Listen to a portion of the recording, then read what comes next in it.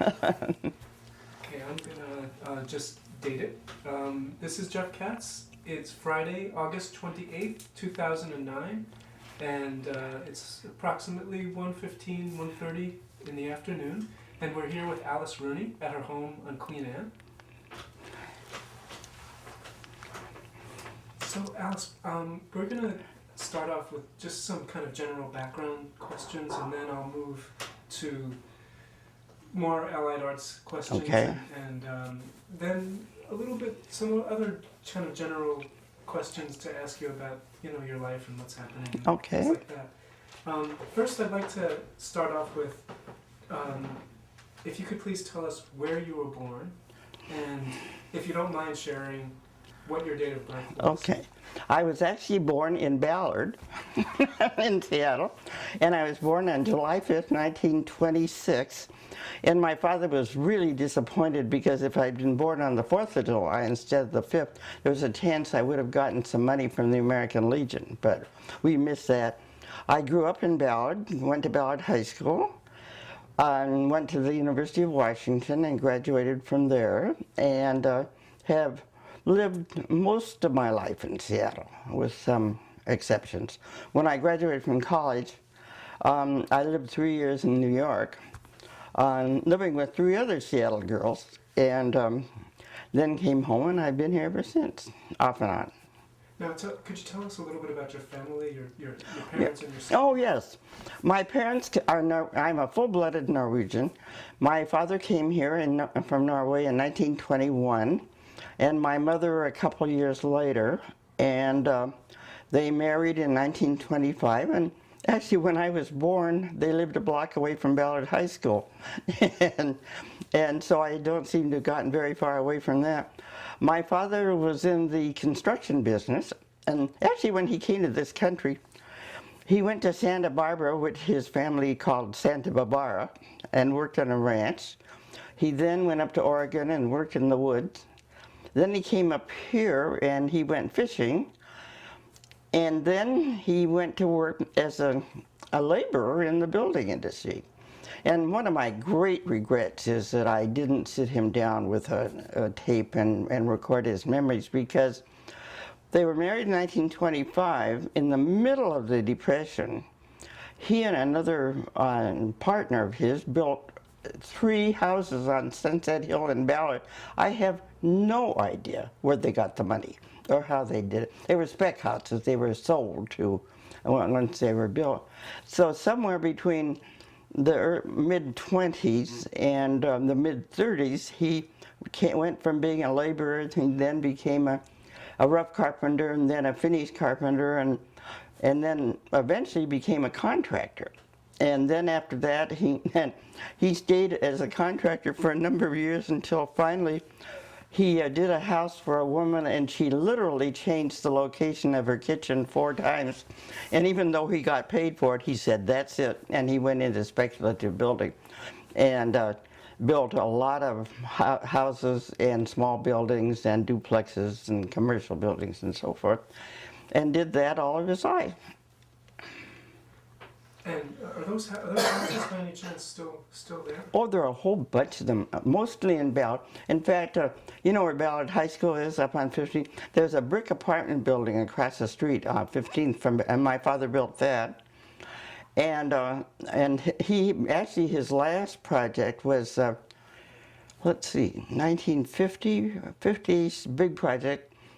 He bought a farm out on Crown Hill that was still in existence, 20 acres. Then he bought an additional 10 acres, and he built 50 houses out. So that whole development is still there, including the house my parents lived in. And so, yes, they're all still there. I meant to ask you, what was your name at birth? My name was Alice Gregor, Gregor. And that may not sound very Norwegian, but originally it was Greger. And my father changed it when he became naturalized, just because it was easier. But also, my family history goes back to just about the time that Robert Roy McGregor, the Scotch bandit, was kicked out of Scotland. That's when the Gregor name showed up in Norway. So I'm guessing there's some relationship, but I don't know. exactly. And actually, my father's name when he left Norway was Gregor-Hansen. And I just discovered why that, forgive me if I ramble too much, but I've learned a lot about myself in the last few weeks. One of my grandmothers was named Gregor, and she married a grandfather named Hansen, and because she had property, they hyphenated and kept both names. So my father's name was Cora, K-A-A-R-E, Gregor Hansen, and he got to this country and found out that Hansen was like Smith, so he dropped the Hansen and just kept the Gregor. And could you tell us a little bit about your mom? Oh, my mom, she was really beautiful, and she came from a town near where my father lived. They met each other in Norway when she was 16, I think. I don't think he ever looked at another woman. And when he decided to come to this country, he asked her to wait for him, and she said nothing doing, that she'd known too many cases where men would come to this country and intend to come back and never showed up again. She said she wasn't going to spend her youth waiting around for him. So they separated, and then she had an uncle who lived in Minnesota and a cousin who lived on Bainbridge Island. So when her mother died, she decided to come to this country, and I first went to Minnesota and then came here to Bainbridge Island, and my father always said she bought him off, that she came here and called him up and got in touch with him again. And that may very well have been because they were really devoted to each other. She was, as I say, really beautiful, and great hostess, and it was really interesting. I was very different from her, but she was very wise and let me go off and do what I wanted to do. And I've always blessed her for that, because, I mean, when I left Seattle to go to New York, for example, at that time, in my mother's circles, girls stayed at home until they got married, but she didn't say a word. So I did that, and then I came back, and I went to work for I had worked for Mutual Broadcasting in New York, and had a great time. I seem to have been blessed with people who take an interest in me, and my boss in New York I thought she was as old as the hills. I was 21, and she probably was 37, and she really was a mentor to me, and I got to do a lot of writing. I wrote newsletters, and I wrote radio commercials, and I did all those things. And then when I decided to come home, and I was going to go to graduate school and become a teacher, well, I did for 1 quarter, and realized I liked everything about teaching except teaching. And so I just went for the 1 quarter, and then I went back to work, and I worked for an advertising agency here in town called, at that time, the Wallace McKay Company, and it was the only Democratic, capital D, agency in town. And they did the advertising campaigns, for example, for Senator Warren Magnuson and Scoop Jackson and a whole string of political candidates. And here again, I got to do a whole lot of things, and one of their clients was the American Institute of Architects. And my boss, Jerry Heck, was their public relations counsel. So the AIA decided that... Can I interrupt? What year was this? Started in 1950. And the AIA decided they wanted to hire a staff person, and they wanted that staff person to work with Jerry Heck, their public relations counsel. And Jerry asked me if I wanted to do it, and I said, well, and he said, listen, I'm going to be out of town for a while.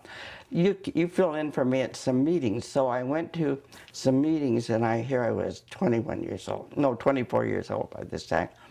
And hearing the president of the AIA talk about reasons for doing things having to do with Aristotle and Plato and aesthetics and whatnot instead of the profit motive, I thought, this is for me, so I accepted the job. So for 4 years, I spent half my time as executive secretary for the AIA and half my time writing radio commercials.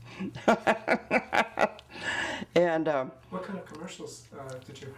Well, actually, the one I was kind of notorious for at the beginning was one of our clients was an optometrist, and the commercial I wrote started out, Hamlet thought the question was to be or not to be. Our question is to see or not to see. Anyhow, ordinary commercials. And occasionally for nonprofit organizations and so forth. So anyhow, I did that, and then Bob and I decided to get married, and the agency decided to resign the account because they had more efficient ways of using their time and money than providing an executive secretarial service to the AIA. So the AIA asked me if I would go with them instead of staying with the agency, and I said, I don't think so. I'm going to have enough trouble with one man, much less 500. And so I declined, and it was a good thing for them I did, because I got pregnant the first year we were married and had a baby, and then I quit. And I would have had to do that with them, too.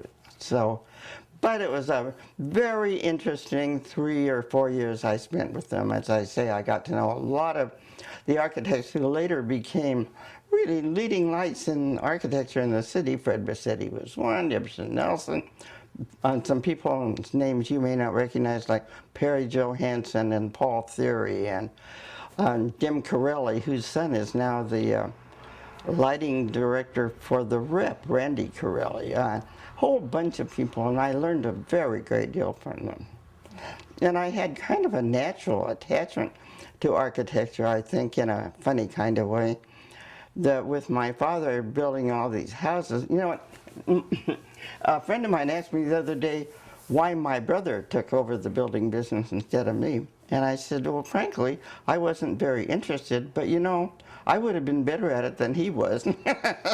And somehow, but it didn't happen that way in those days, you know. Anyhow.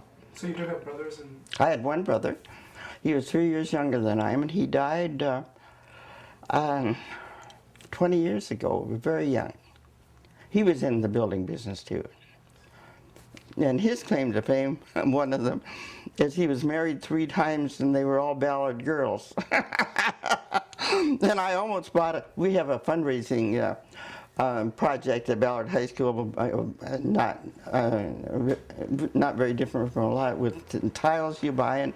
And of course, here people would say, best wishes from the class of 1969 or what. I always thought I should buy one for my brother with him and 3 of his wives in the 3 years they graduated from that. But my sister-in-law, my existing sister-in-law, thinks she was his only wife, and I didn't want to hurt her feelings, you know. And when did you and your husband meet? Oh, we met, let's see, we were married in 1953. In fact, tomorrow would be our 56th wedding anniversary. And we were introduced by mutual friends. And so that must have been in 51, something like that. And so we went together until 53. He was still in school when we got married. So we lived over in Union Bay Village, which is the married students' housing. It's very different now than it used to be. And he got his teaching certificate. And then we moved up to Orcas Island for a year, and the rest is, you know, all kinds of moves and whatnot. And was he also in the architectural field? No. He was a political science major. And he taught for 3 years. And I was really sorry when he decided not to continue teaching, because I think he was a very good teacher. But it certainly didn't pay very much. And so it's interesting how people very often end up, excuse me, with things they did rather than things they presumably learned in high. Bob had been worked in the woods for a long time. And when he went to the University of Washington, he would work in the woods during the summertime. And you would just have died watching him. He had no fear of heights. He could climb the tallest goddamn trees you ever saw. And when we lived out in Edmonds, we had some very tall firs in the back of our yard. And once a year, Bob would, as much for exercise as anything, he would climb the trees, and all the kids in the neighborhood would come running and say, Mr. Rooney's up the tree again. And so eventually he got into contract landscaping. And he worked for a landscaping firm in Bellevue that only did commercial landscaping, like for shopping centers and department stores and whatnot. And his job, actually, was he ran all the crews that maintained all the substations for Puget Power. So he had crews from Anacortes to Olympia. And they, as I say, managed all the landscaping in the substation. And the outcome of that was kind of interesting. Anybody who went inside a substation had to be a member of the IBEW. And Bob just for some reason kept his membership after he no longer did that work. And when he died and I sent a letter to the IBEW, it turns out I got a pension from them. The only pension I have, and it's $58.75 a month. At least they remember you. Yeah, they did. Pays for a dinner anyhow. Something. Well, we're gonna do a little shifting to Allied Arts now because it seems like we've come to that point in history, and it's hard to know where to begin because you've been described by many people as kind of the heart and soul and the driving force of Allied Arts, and there was a quote that. There was an article about you that a woman named Maggie Hawthorne from the Seattle PI wrote, and she called you the information fountain, the practical arm for action, and the mother confessor of Allied Arts. So I'm just wondering, when did you begin your relationship with Allied Arts, and what brought you to the organization in the first place? And then we'll go on from there. When Robin was about 5, she's my oldest child, and Scott was a year old. She was in kindergarten, and he was on a really nice schedule. And I thought, I've got to do something besides live out here in the suburbs. And we lived in Edmonds. And I thought, and we needed the money. Bob was still teaching at that point.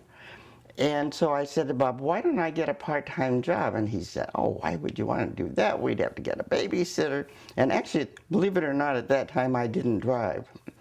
So I said, well, let's see what I can find. So I looked around Edmonds and there was nothing I wanted to do.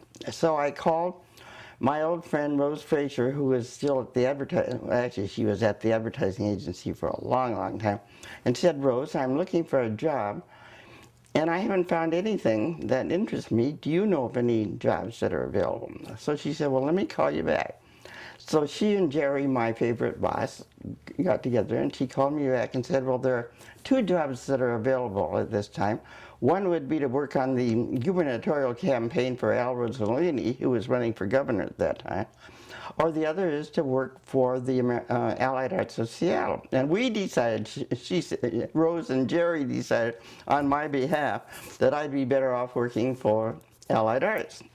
So Robert Block's name must surely have come up with it, was the president, and I called him and he said... And what year was this? 1960. And I said, when can you come in and talk to me? And so we made a date, and then I got the flu and had to postpone it. And in the meanwhile, I began thinking, well, maybe Bob's right. It's going to be really a hassle with 2 little kids to be working. And at that time, I thought I would be working in an office someplace, and commuting to Seattle seemed like a royal pain.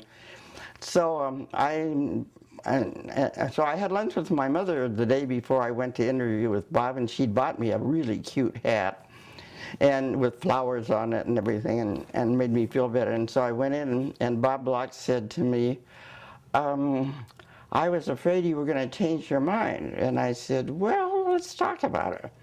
So the first thing he said to me was, would you mind working at home?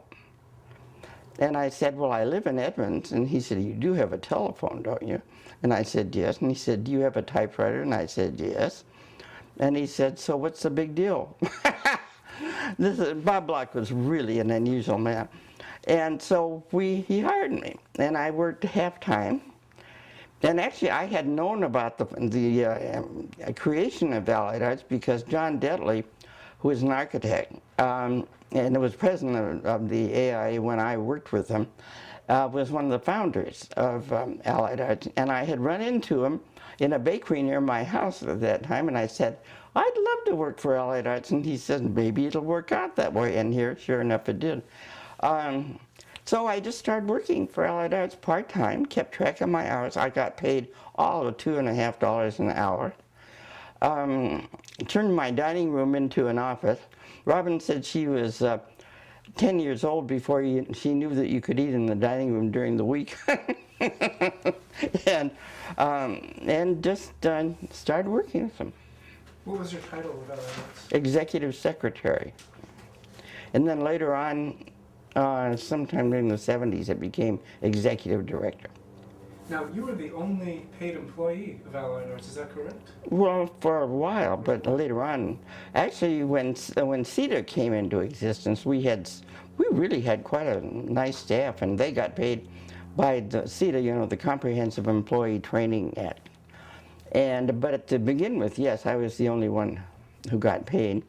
I was trying to remember, I did have an assistant.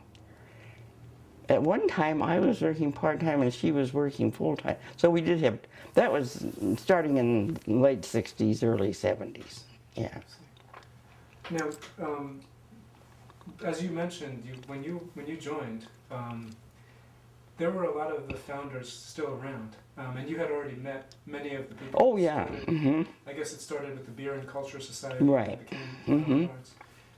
I'm wondering if you could talk a little bit about some of your feelings or your observations of some of those early leaders, those founding members like John Detley and John Conway and Joe Scherson and Ralph Potts, Norm Johnston, those guys. Well, Seattle was very different at that time, you know. And actually the people who were involved in Allied Arts, some of them representing Cornish or the Symphony or the Art Museum. You know, there were just a very few organizations, not to say institutions. And I always thought John Detley, his architecture, in his architectural practice, he involved the arts a lot too. And actually he designed one of those dormitory buildings there on Campus Parkway at the UW, and also did a wonderful house out in Blue Ridge I've never forgotten. But he had that kind of comprehensive view of arts and architecture. He was also famous because he'd been a set designer for Paramount Pictures in Hollywood and was married to Veronica Lake. Remember that? And actually, one of the part-time jobs I had when I was in high school, I worked for the Times classified advertising department. And Veronica Lake came in once. I've never forgotten. We were all so impressed with this movie star walking into the Seattle Times.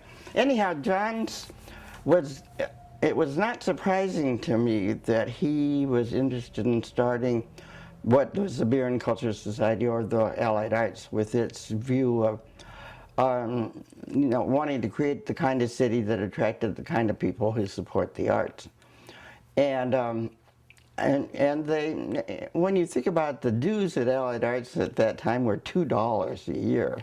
And I remember when I started and we upped them to 10, and one of our members, board members, who was really kind of a grand dame with a long history in Seattle as an outstanding, said to me, Alice, do you have to change it to $10 in January when all our bills are due?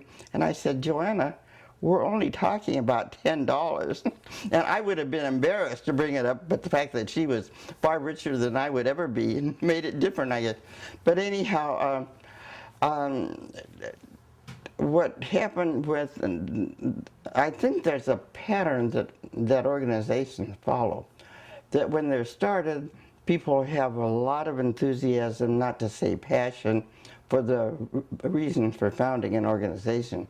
And they're willing to do all kinds of things, whether they're interesting or prosaic, like writing minutes or getting on a telephone tree or whatever. And this lasts for so long, and then people have lives of their own. And then as you accomplish a few things, so you think, well, that's what I was interested in. Now I can go off and do other things. So they passed legislation to create the first Arts Commission.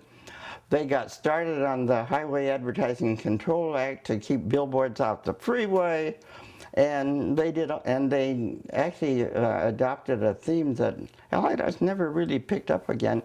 It was to use water as a theme in all kinds of things. So John had designed a fountain to be out in the middle of Elliott Bay. Nobody ever did anything about it. I always thought that was a shame. Anyhow, they really did have a lot that kind of passion and enthusiasm, and it stood them in good stead. Now they started in '54, and by 1960 some people had left Seattle or left their pursuit of doing things for the arts, so they decided they need to hire somebody to do all the mundane things, keep files and pay bills and write minutes and all that. So that's when they hired me, and they kept on. John left the city. I can't remember what year he left. They left for a very tragic reason.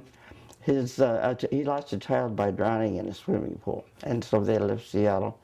And he was in Hawaii for a long time, and then down in Thousand Oaks in California. And he was really a very attractive, charismatic kind of person. Loved to talk architecture and arts and design, and would have made, I think, a very good teacher.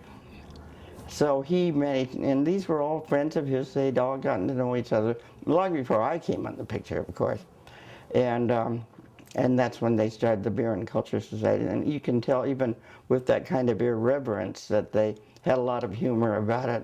But they were very serious too, and I don't think they knew a lot about politics, but I think they learned. No, that reminds me of something that I was reading, which is that John Detley was the first president, and then Allied Arts. This was before you came into the organization, but Allied Arts went through a little crisis for a little while, and then brought John Detley back to I guess bring things back together. Mm-hmm. Yeah, they had some president who didn't do anything, and not having a paid staff, and depending entirely on the motivation and energy of the president, that really put a big crimp, I guess. Was it the guy from the museum? I think it was a man from the museum. And so that's when they brought John back to refire them. And he certainly did. Mm-hmm. Mm-hmm. So when you came to the organization, what was the feeling about the organization in the city? And was the organization pretty well known at that point? I think it was known. It was not considered a very powerful, or certainly wasn't a very large organization. I think maybe we had 200 members or something. And but Allied Arts always had kind of a, not mystique, but people always looked at it with great interest, I think. And later on, when I was there from '60 to '80, we also became known for coming up with really way out kinds of solutions on occasion, or taking stands that were not very traditional in a very conservative city. When before Wes Ullman was mayor in the mid '70s, when Paul was president, Seattle was a very conservative place, and the mayor was usually a businessman, And actually they had very honest administrations too, but they were not interested, as far as I remember, certainly not in the environment. That was long before that. Or in social justice, it seems to me. I don't recall anything like that. And so for Allied Arts to come in and introduce elements of architecture, design, parks, that kind of thing, was a whole new element. And it brought together people who had been singly interested in it, I think. And so that was the nice thing about it. I definitely want to talk with you later on about some of those more irreverent adventures that Allied Arts took on. I'd like to focus again for a minute though on 1960, because that year you came in and also Peggy Goldberg and Right. Shirley Turner.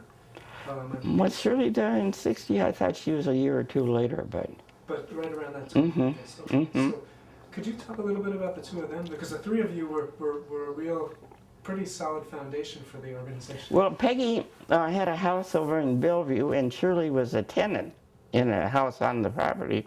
And so Peggy's always been very good about recruiting friends and neighbors and whatnot into things she's interested in. And I think she always wanted people to know each other.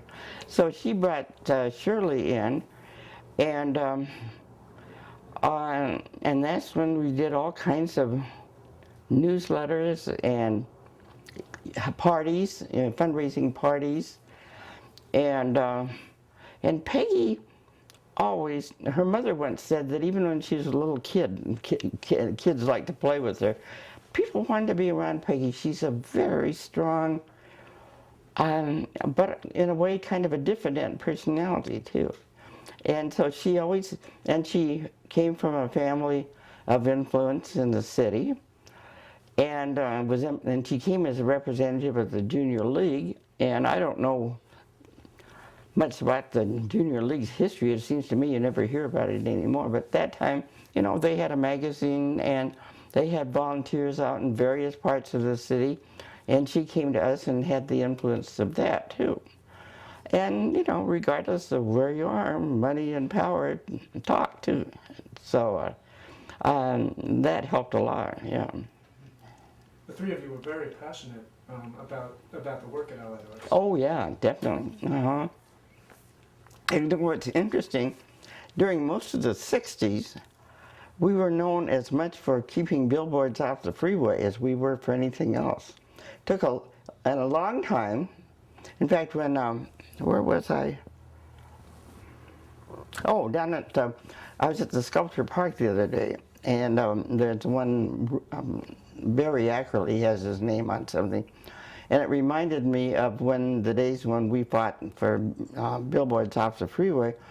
It wasn't Ackerley, but it was Foster and Kleiser Billboard Company. Because Foster and Kleiser never dreamed that a little tiny organization like Allied Arts, with the help of the Garden Club ladies and the help of the AIA, and I guess the landscape designers too, could possibly and get legislation passed in opposition to Foster and Kleiser.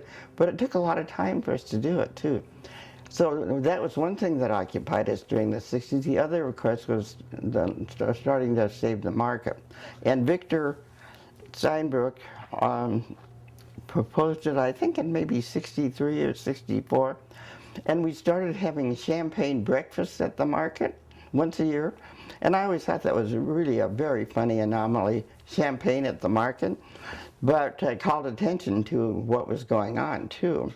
And Victor really was the one who steered it all. Even he went to England for a year. And even then he was keeping tabs on what was going on. And the city kept trying, you know, of course the developers wanted the market down because it's prime real estate. So the city tried to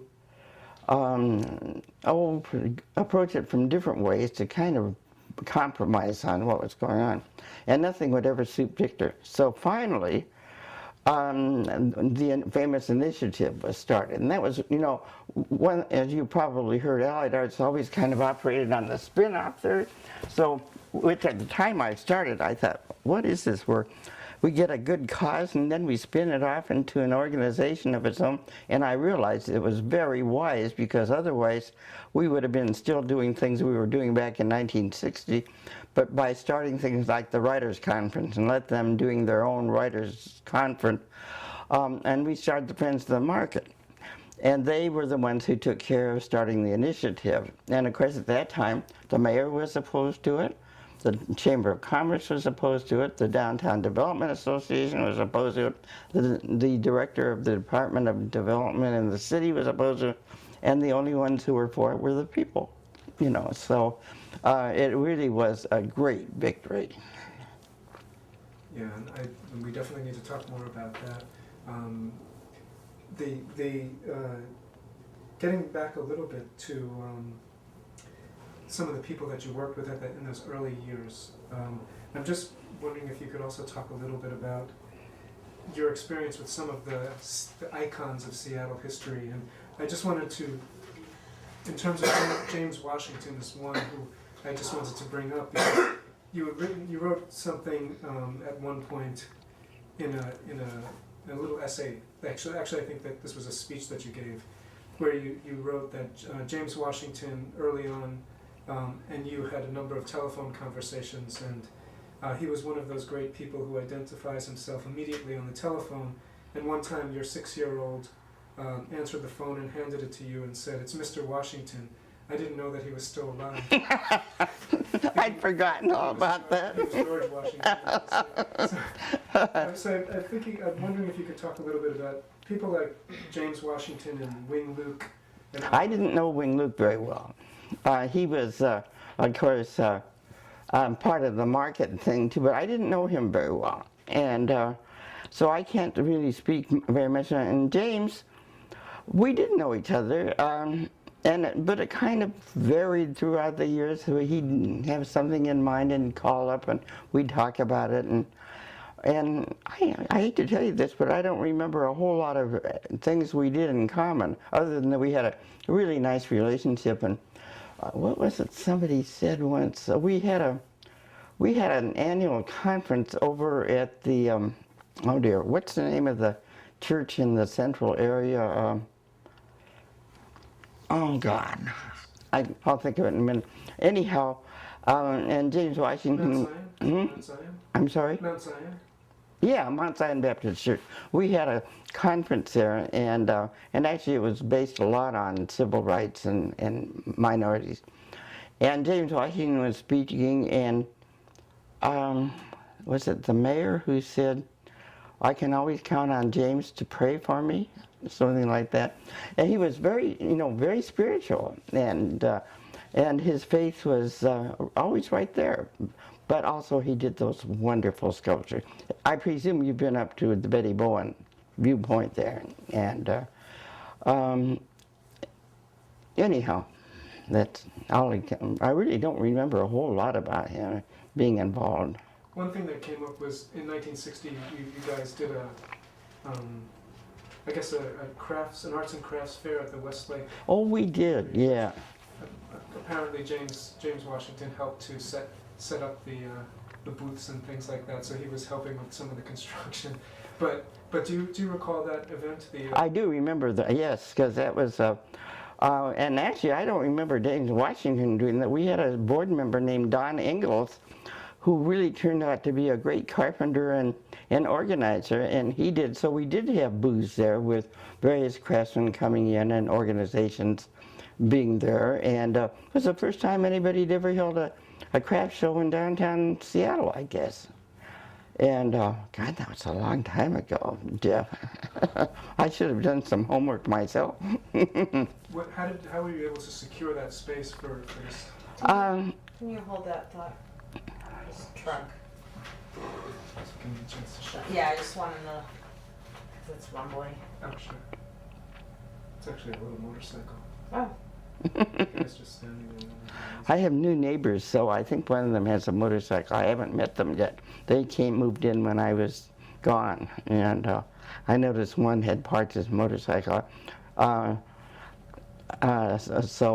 it may belong to my new neighbor. I don't know. He might be there for a while. I guess should we turn off the? Yeah, or we might try shutting these windows. That might help. Okay. So how did you secure that space, the Westlake? As I recall, who was mayor then? 1960. Was that Clinton? Was Clinton mayor? No. Anyhow, I think it was Robert Bloch maybe who used his influence, and I really don't remember the details of how that happened. I should have, but I don't. But that brought more attention to Westlake. Oh yeah, definitely. And also the Allied Arts. So, yeah, I'd almost forgotten about that. Sorry. What was Westlake like at that point? Well, you know, there was a triangular building. And that was between Fredericks, let's see, 5th Avenue and Westlake and 4th Avenue. So Westlake cut through. Anyhow, there was a small triangular building. And so the show was on along the hypotenuse of the triangular building. And we put out awnings and just called them. There weren't a whole lot of craft organizations either. There was the Weavers Guild. No, the arts honorary at the UW. Not a whole lot of, but they all came to it because it was a great chance to. And actually, you know, the Bellevue Arts and Crafts Fair had been in existence a long time, so this was a chance to kind of emulate them in a way on a very small scale in comparison with the Bellevue Arts and Crafts Fair. It's surprising that Bellevue would have something and Seattle wouldn't. Well, you know, suburban housewives needed something to do, I think. Actually, that's unfair. My friend Lamar Harrington, who ended up being both the director of the Henry Gallery and the Bellevue Art Museum, lived over in Bellevue, and there were a whole lot of people like her. Young housewives, young women who had worked and then gone on to stay at home. And really a very interesting group of women in particular who started the Bellevue Arts and Crafts Fair. And that was long before there was a museum. They also got the backing of Kemper Freeman, who had a, they also got the backing of Kemper Freeman, who had a very precise interest in the Bellevue Arts and Crafts Fair. He owned the Bellevue Square. And so it was great publicity and great customer attracting. It was held, it's very different now, but at that time there was a crabapple tree and right next to a restaurant, not coincidentally called the Crabapple Restaurant, and it was more like a shopping center than it is now, with buildings spread out here, there, and the other place. So Kemper was a great backer of the Arts and Crafts Fair, and they just started from very little and grew, and actually by chance, in the mid-'60s, I did the publicity for the Bellevue Arts and Crafts Fair. And at that time, I think, I've forgotten exactly what their attendance was, but I raised it by 30,000. At least it was raised when I did the publicity. And by then it had become very sophisticated. We had you know, really interesting artists in residence. Like one year I was there, it was Richard Oniskewicz, and I've forgotten who the second one year it was. And the reason I left was very funny. They also paid me $2.50 an hour. And I had to, that was before the freeway, so I drove from Edmonds over to Bellevue on Old 99 and whatnot. And also there were toll calls between Bellevue and Edmonds. But I didn't. And actually at that time the fair was run under the umbrella of Pacific Northwest Arts and Crafts Association, PANACA. So they had other activities during the year too, so I did the publicity for that. So a couple of years after I started, the president of the board was telling me that he was having to work a new budget for the year. And I said, well, while you're doing it, why don't you think about a raise for me? And he said, well, how much of a raise would you like? And I said, how much of a raise do you think I deserve? And he said, well, you know, those ladies on the board are going to really object to having to think about a raise. And I said, well, do the best you can, Joe. So on my way home, I thought, to hell with it. So I went home and I wrote him a letter and I said, I really enjoyed this. I learned a lot. I think we both profited by it. But I'm sure it would be much easier for you to have somebody living in Bellevue and with contacts of her own in Bellevue, and thanks a lot, but I'm quitting. And actually, the ladies on the board were not very happy at all that he had forced this. Actually, he didn't force it. It was time for me to leave anyhow. I had 2 or 3 jobs at a time. So anyhow, it was funny. Yeah. There were some other really exciting things that happened around that time of the Arts and Crafts Bazaar, and I just wanted to go over a couple of them because it would be really nice to hear your comments, your takes on some of these things. One of them was this very interesting contest that you had called The Street I'm Most Ashamed of, Oh, yes. which was around 1962. Mm-hmm. Yeah, and I don't know what happened to the winning letter. I actually do have And a woman named Kathleen Nelson, right? Yes, and she actually, we were able to find the street. Which was what? West Spokane Street, the entrance to West Seattle. Oh, really? Well, it's very different now, of course, with the new bridge and everything. Yes, I remember that, and that was Ralph Potts' idea, actually. And Ralph was a very, when I first started, presidents only served for 1 year. So Bob Block was president for 1 year, Ralph Potts was president for 1 year. Nathan Wilkinson Jr., who since was an architect, they've all died now, he was president for 1 year. And then Ibsen Nelson was the one who said, no, I want to be president for 2 years, because it takes a year to really get started and get things going. But Ralph, he was a very surprisingly unsophisticated man for being a lawyer the way he was.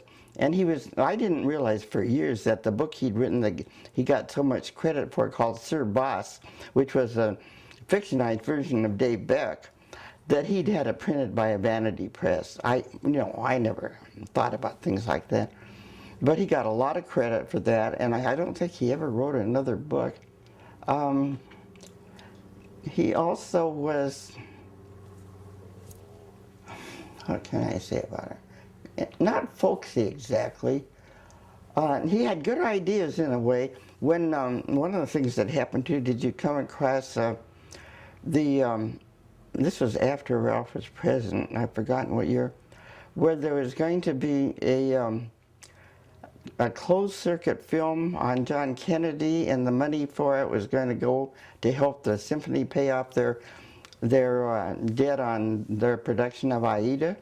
And we were asked to participate, and so we were going to get some money out of it. So Ralph suggested that we use it to start a local professional theater. And so this all was kind of a big fluke. And I think we got $1,000 out of it. So we gave it to the Seattle Center to use for lighting and whatnot in there. But Ralph also used that then. The rep has never acknowledged that we had anything to do with starting the rep, but we did in fact. And they also, of course, were smart enough to get Bagley Wright on board and become their real founder. But Ralph was there and helped start the rep as a result of this funny closed circuit film on John Kennedy. I mean, things were kind of small scale in those days in comparison with now. Did you get a lot of, for that street contest, did you get a lot of applicants coming in? I don't think so. I don't recall that we got a whole bunch. And I'm trying to remember why I don't have a better memory of the letters. I think what happened was that Ralph had a committee as a jury, and they got the letters and read them, and I maybe didn't. I don't know why I wouldn't have. It would have been fascinating to read about. Anyhow, that's all I do remember about it. You'll be happy to know that the letters they're still existing. Oh, really? Yeah, they're all over at the U. Really? Yeah. So who submitted them? Was it from me? I don't know, but there's a whole box full of them. Really? It's quite exciting. Huh. With the photographs that people took and the designs they made and everything. So. You know, I hate to say it, it really wasn't a big deal. We just kind of did it, and then the results are what you know. Now, one of the people that covered you guys a lot back then was Louis Guzzo. Is that how you? Lou Guzzo. Lou Guzzo. Oh, yeah. Yeah. Well, he seemed to be very supportive of. He was a friend of John, or at least an admirer of John Detley. And when Lou was arts editor, he was kind of an anomaly in arts editors. He included architecture and design in the city in his interest, not just, the theater or opera and whatnot. And so he was very sympathetic and wrote a lot about us. And then, of course, he also became Dixie Lee Ray's advisor when she became governor. Oh, yeah. And she was, of course, the worst governor we ever had, but and he was her maybe chief of staff, I think, but he went from being arts editor to being editor-in-chief of the PI, and was very, very sympathetic to us and very interested, and thought we had what he also once described us as, the conscience of Seattle, something like that, and admired our willingness to get into controversy, to come up with things that other people really thought were kind of way out there. And so he was a great backer. Actually, I think most of the arts editors at the PI, at least at the PI, at the Times too, were very sympathetic. And I got to know a lot of them, yeah. You had a lot of support for the World's Fair effort as well, and Allied Arts was very involved in pushing for not only the World's Fair but a civic center, which became the Seattle Center. Well, yeah, that actually John Detley, or I don't know if it's true or not, but as I recall, he was one of the people who conceived the idea of the World's Fair. So I wasn't involved in that at all, but he was and other people. And then as far as the center goes, God, I have to recreate all this in my mind. I don't remember a whole lot of activity I was involved in, but it seems to have been something that Allied Arts pushed for, and then there was a referendum in the city. Oh well, Bob Black. Let's see. What year was that? When he had a. He had a referendum or a committee. I'll have to think about that, yeah. And in fact, you're right, that they did this was before the World's Fair, when they tried to get the city to buy up the property for the Seattle Center, and it failed the first time, but passed the second, and then led the way for the fair. But that was, late 50s, early 60s, yeah. That's another area where Allied Arts participated. There was a poetry reading at the World's Fair. Oh yeah, Ted Retke. Yes. Yes. Do you remember that? Oh, very well. It was the only public poetry reading of Theodore Retke in the city of Seattle. And we filled the repertory theater, and he read his poetry, and one of his conditions was we keep the prices low so that we could get a lot of students. So we did. We had a lot of students, and it was a very successful and very exciting and interesting event, and should have been followed up by a lot more of his doing the similar things in the city. I've forgotten what year he died. And actually, a woman named Mary Lou Patton was on our board, and she actually worked for Northwest Releasing, which is a big, presenting company of touring plays. And so she knew a lot about promotion and whatnot, and she actually worked very closely with Ted Retke and his wife on doing this reading. And she did all the publicity for it. We were really very fortunate in the kind of people we attracted to do these things. And frequently, they would do it entirely on their own, and I didn't even have to be involved in it. And she did a lot of publicity. In fact, I think she also had a big romance with Ralph Potts. But I never quite knew whether that was true or not. It sounded like it to me. He was a married man, but anyhow, yes, that was a very exciting event. And it was not intended as a fundraiser. You know, we just charged enough to make it all happen. And very exciting. There was another, and I can't remember the title of it, but there was another event that you sponsored, which was a play that was going to Broadway. Oh, yeah, which wasn't so successful. It was a Hemingway play called A Pride of Lions.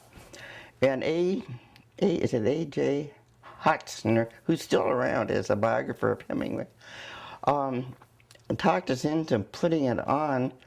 And we really did not do very well with it. In fact, Nathan Wilkinson, the president, was determined not to leave Allied Arts with a big debt. So he actually made all the board members pay up the deficit. I think we lost a couple $1,000, which at that time was a lot of money, you know.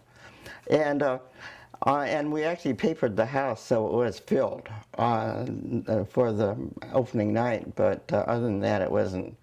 Not a great success. Rod Steiger was in that, wasn't he? I think. Here? Yeah, so.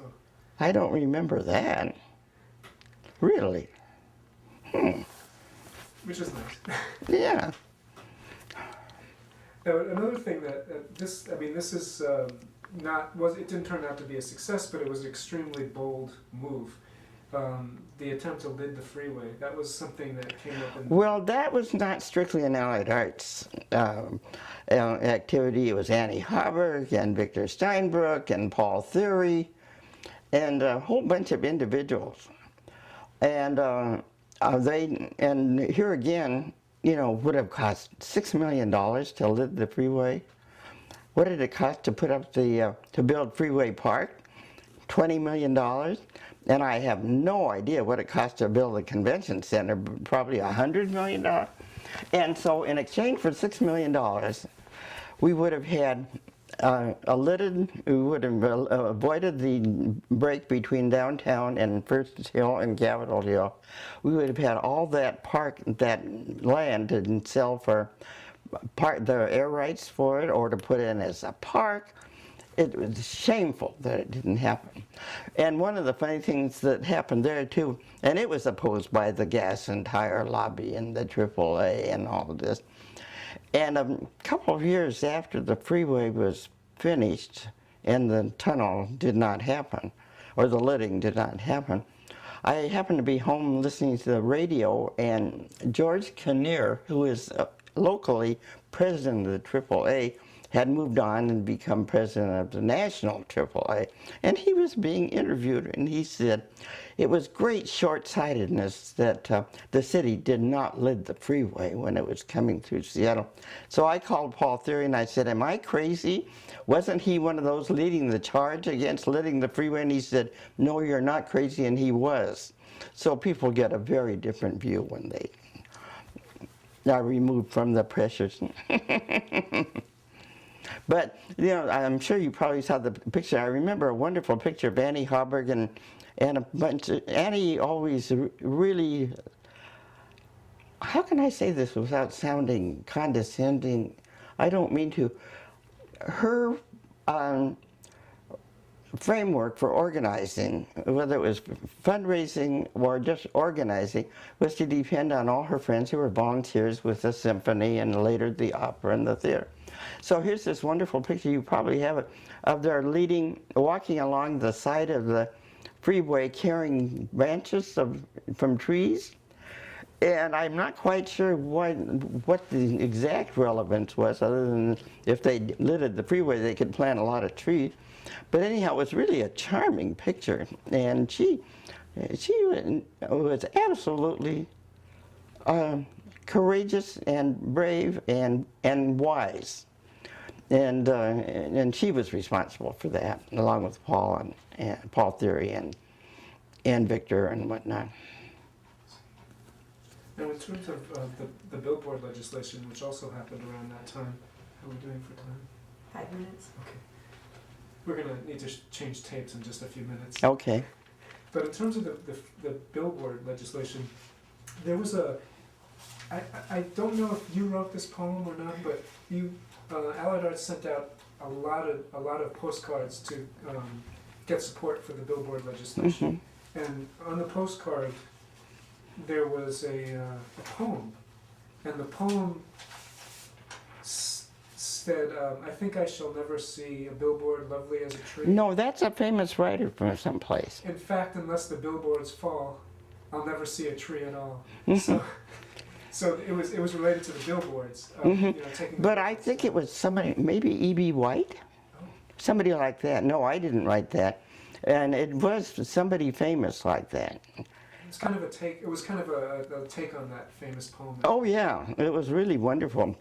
Why did we send out the postcard? To get citizen support for the We really did do that. In fact, I was thinking about that the other day, that we asked our members to go down to Olympia and talk to the governor and their legislators.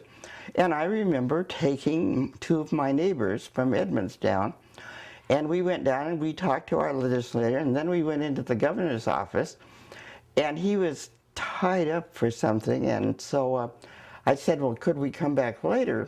And Joan and Marilyn, my two neighbors, were very impressed. None of us had ever done anything like this before. And Rosalini's secretary said, oh yes, so we came back a little while later. Here was the governor himself out by her desk saying, oh, my secretary told me that three pretty girls were waiting to see me. She was right, come on in. So we went in and gave him our message about passing this legislation and keeping billboards off the freeway and all that kind of thing. So we had a lot of people who went down and did that, and I think part of it was the novelty of it. Certainly there were other organizations in town, you know, that the Municipal League and the Chamber of Commerce, all these organizations that were used to dealing with politicians and getting people to put pressure on their legislators. But we were the first, I think, non-business, non-political organization to do this. And actually Paul Schell was the one who really refined that whole process when he came in as president. And we'll definitely talk about that period as well. That was a great period for you. I know you often have said that was one of your favorite periods, and so we'll go into that a lot. Okay.